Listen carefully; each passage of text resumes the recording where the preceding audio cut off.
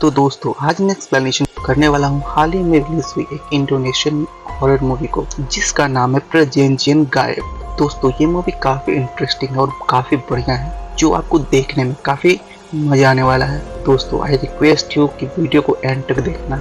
तो दोस्तों चलिए बिना देरी करते हुए चलते हैं सीधा वीडियो की तरफ। मूवी के स्टार्टिंग में हम एक कपल को देखते हैं जिसके अंदर हस्बैंड का नाम आंद्री और वाइफ का नाम बाती था।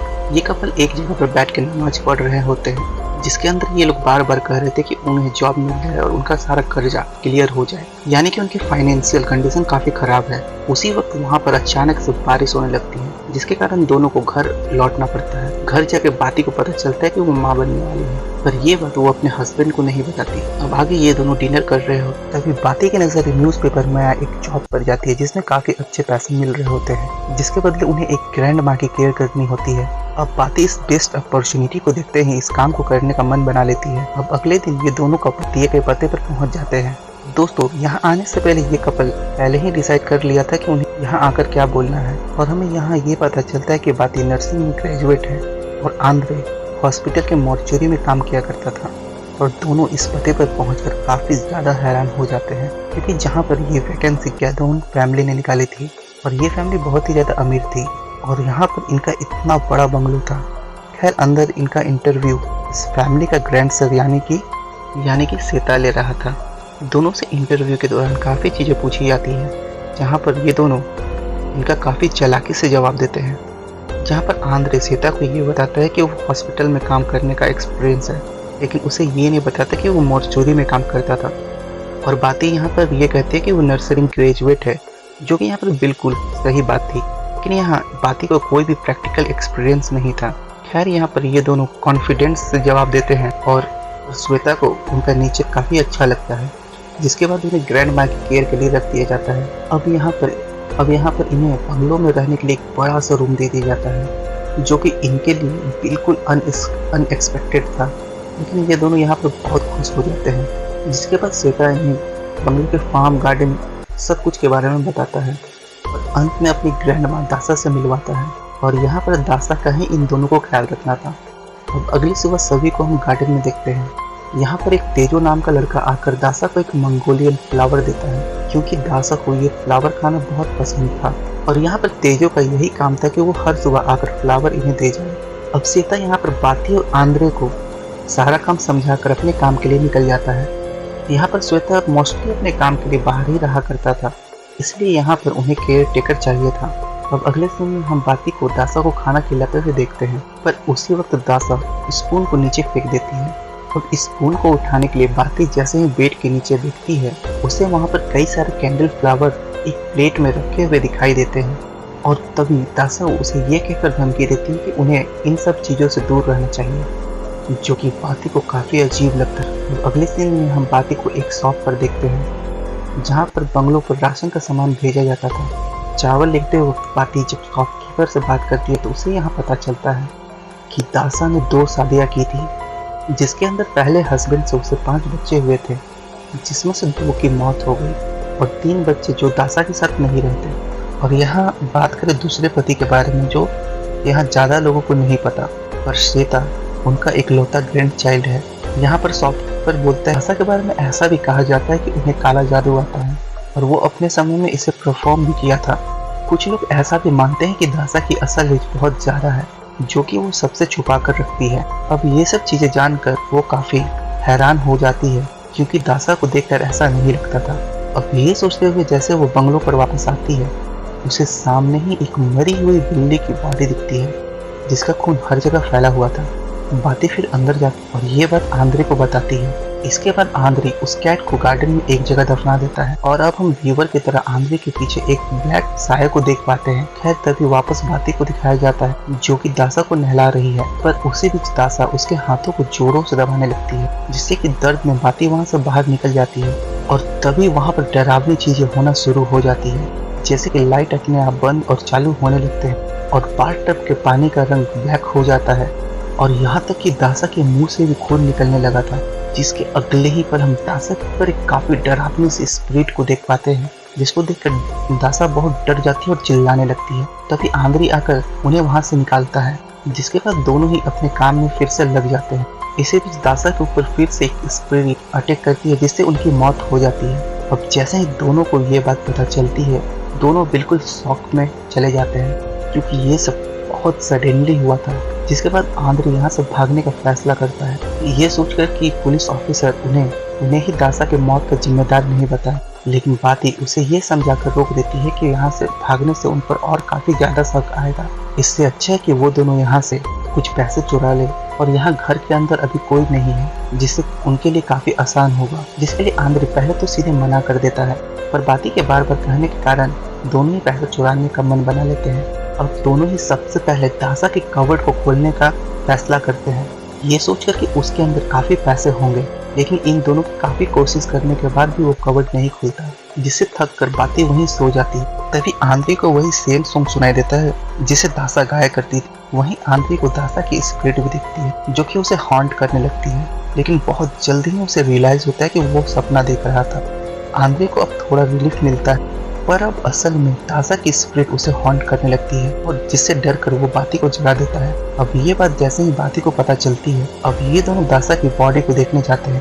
अब ये दोनों वहां देखते हैं कि दासा की बॉडी अपने ही आप बेड के नीचे चली गई थी और ये चीजें इन दोनों के लिए काफी डरावनी थी। अब ये देखकर ये दोनों फैसला करते हैं कि जब तक उन्हें पैसे नहीं मिलते ये बात वो किसी को नहीं बताएंगे। अब अगली सुबह हम तेजो को फ्लावर लेकर बंगलों के बाहर देखते हैं, पर आंद्रे उसे बीच में ही रोक देता है और आंद्रे उससे फ्लावर लेकर उसे ये कहता है कि दासा की तबीयत बहुत ज्यादा ही खराब है, इसीलिए वो किसी से नहीं मिल सकती। पर उसी वक्त तेजो दासा को विंडो पर देखता है, जिन्हें ग्रीट करके वो वापस वहां से चला जाता है। और ये देखकर बाती और आंद्रे दोनों ही विंडो की तरफ देखते हैं, पर उन्हें वहां पर कोई नहीं दिखाई देता। अब यहाँ पर इसका मतलब ये है कि तेजो को वहां पर कुछ न कुछ जरूर पता था, जो कि वो इन दोनों को नहीं बताना चाहता था। अब आंद्रे को ये पता चलता है कि सेटा किसी काम से घर पर आ रहा है और अगर उसे दासा की मौत के बारे में पता चल गया तो काफी दिक्कत हो जाएगी। इसीलिए बाती एक प्लान बनाती जिसके अंदर वो दोनों बॉडी प्रिजर्व करने वाले थे। अब अगले सीन में आंद्रे फॉर्मेल्डिहाइड लेकर आता और उसने ऑलरेडी मॉर्चर में काम किया था और उसके लिए बॉडी को प्रिजर्व करना कोई बड़ी बात नहीं थी। और इसी तरह वो दासा की बॉडी को क्लीन वगैरह करके प्रिजर्व कर देता है। उसी वक्त वहाँ पर श्वेता भी आ जाता, जो कि आते ही दासा के पास जाकर उससे बातें करने लगता है। उसके फिंगरप्रिंट किसी पेपर पर लेकर वहां से निकल जाता है और उसे जरा सा शक भी नहीं होता कि दासा की मौत हो चुकी है। अब ये कपल दासा की बॉडी को व्हील चेयर पर लेकर घर से बाहर आते हैं, ऐसा दिखाने के लिए कि वो अभी जिंदा है और वो धूप लेने के लिए बाहर आई हैं। पर वो जब शॉप के पास पहुंचते हैं, जहाँ पर शॉप ओनर और तेजो दासा के साथ बहुत कैजुअली बात करने लगते हैं, जैसे कि दासा उनके बातों पर रिप्लाई दे रही हो। और देखने में ऐसा लग रहा था कि दासा वहाँ पर खड़े सभी लोगों से बात कर रही है, पर ये चीज बाती और आंद्रे को नहीं दिख रही थी। और घर आकर उन्हें अचानक से ये पता चलता है कि दासा के बेड शीट और पीलो के कवर्स के अंदर काफी पैसे हैं। अब ये दोनों पैसों को लेकर उसी रात वहाँ से भागने का फैसला कर लेते हैं। पर उसके पहले ये होता है कि बाती दासा की बॉडी को डिसरिस्पेक्ट करते हुए उसे चोक करने लगती है और दासा का फेवरेट गाना भी गाने लगती है। और जिसके बाद अचानक से ही वहाँ की लाइट चली जाती है और बाती को दासा की स्पिरिट पजेस कर लेती है। अब आंद्रे दासा के स्पिरिट को वहाँ देखता है तो वहाँ पर वो बेहोश हो जाता है। अब अगली सुबह इन दोनों को होश आता है तो आंद्रे वहाँ से निकलने का फैसला करता है, पर उसके पहले ही बाती उसे रोक लेती है क्योंकि उसने फाइनली दासा के कवर्ड को खोल लिया था।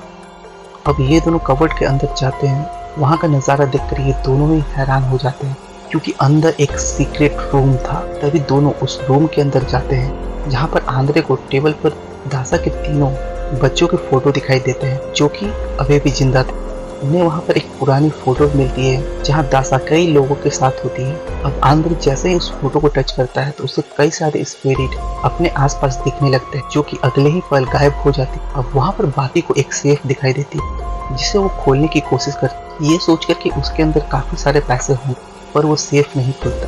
तभी दोनों को ऊपर से किसी के चलने की आवाज आती, जिसके बाद ये दोनों वहां से बाहर आ जाते हैं। अब वहां से निकलते ही उनके सामने नवा खड़ी होती जो कि दासा की ही बेटी थी और नवा इन दोनों को उस सीक्रेट रूम के अंदर देखा था, पर इनसे कोई भी सवाल नहीं पूछती। उसके बाद नवा दासा से बात करने लगती है जैसे कि वो जिंदा हो।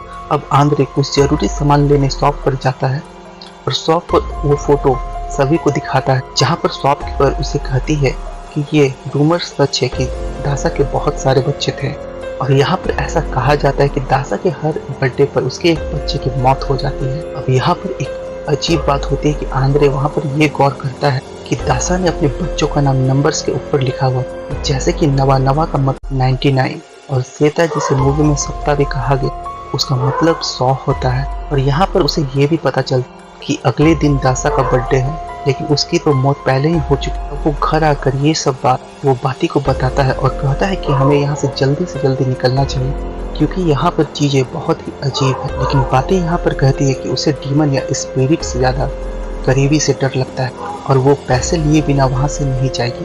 अब बाती रात में उस सेफ को वापस खोलने जाती है, जिसके दौरान हम उसके पीछे दासा के स्पिरिट को फिर से देखते हैं। दूसरी तरफ आंद्रे को बाती रात में अकेले कहीं जाते हुए दिखाई देती, जिसका पीछा करने के बाद उसे आंद्रे को बाती एक कॉर्नर में रोते हुए दिखाई देती। पर आंद्रे जैसे ही उसके पास जाता है वो बाती नहीं बल्कि दूसरी स्पिरिट निकलती है, जिसको देखते ही आंद्रे वहीं पर बेहोश हो जाता है। इस सीन को देखकर हम ये जान पाते हैं कि यहाँ पर एक नहीं बल्कि मल्टीपल स्पिरिट मौजूद है। अगली सुबह सेता वहाँ पर वापस आता, वहाँ पर आंद्रे को वो फ्लोर पर बेहोश पड़ा दिखाई देता है। अब उसे होश में लाने के बाद उसे ग्रैंडमा के बर्थडे के लिए एक चिकन काट के लाने को कहता है। आंद्रे भी ऐसा ही करने लगता है और वो जैसे ही चिकन को काटने जाता है उसके सामने ग्रैंडमा की स्पिरिट यानी कि दासा की स्पिरिट दिखती है। तभी उसे वहाँ पर हाइलोजिनेशंस आते हैं कि वो अपनी वाइफ का ही गला काट दिया, जिससे आंद्रे वहाँ इतना डर जाता है कि वो दासा की मौत वाली बात श्वेता और नवा को बता देता है। पर श्वेता को वहाँ इसके बात पर भरोसा नहीं होता क्योंकि वहाँ पर दासा पूरी तरह से ठीक थी और जिंदा भी थी। अब आंद्रे दासा को जैसे ही जिंदा देखता है उसके होश ही उड़ जाते हैं। इन दोनों में फिर से फाइट होने लगती है, जहाँ पर आंद्रे घर छोड़ने की बात कर रहा था पर बाती इतना सब देखने के बाद भी पैसे लेकर यहाँ से जाना चाहती थी। अब बाती यहाँ पर आंद्रे को इसका रीजन भी बताती है कि वो माँ बनने वाली है, यानी कि अब जाकर उसने बताई ये बात। और यहाँ पर बाती ये चाहती थी कि उसके बच्चे की परवरिश में कोई भी तरह की कमी ना आए और खास करके पैसे की। अब ये चीज आंद्रे को भी यहाँ पर स्ट्रॉन्ग मोटिवेशन देती है। और अब यहाँ पर सभी पार्टी की तैयारी कर रहे होते हैं, तभी ये दोनों उस सेफ को लूटने के लिए जाते हैं और इस बार वो दोनों उस सेफ को खोल भी लेते हैं। और यहाँ पर ये दोनों को उस सेफ में बहुत सारे गोल्ड और सोने की ईंटें भी मिलती है और इन चीजों को वो दोनों यहाँ से चुरा कर भागने लगते हैं। अब यहाँ पर आंद्रे जैसे ही रूम से बाहर आता उसे एक स्पिरिट खींच लेती और गेट को लॉक करके आंद्रे को टॉर्चर करने लगती है, जिसके बाद आंद्रे वहीं पर बेहोश हो जाता है और फिर वहाँ पर रूम का गेट खुलता है।